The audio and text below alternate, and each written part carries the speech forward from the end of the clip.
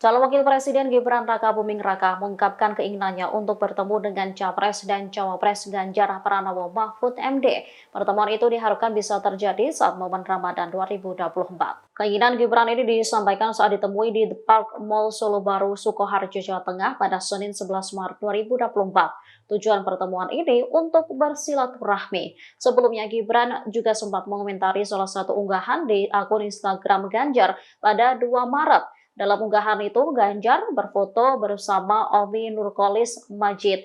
Melalui keterangan foto, Ganjar mengucapkan terima kasih kepada Omi atas segala inspirasi dan semangatnya. Unggahan tersebut pun mendapat komentar singkat dari Gibran. Gibran mendoakan agar ex-gubernur Jateng itu sehat.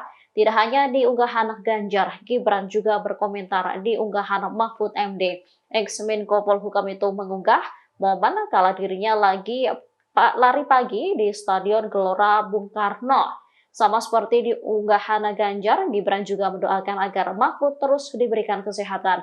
Sontak ucapan Gibran dibalas Mahfud. Ia berterima kasih kepada Gibran dengan memanggilnya Mas Wali. Download Tribun X sekarang, menghadirkan lokal menjadi Indonesia.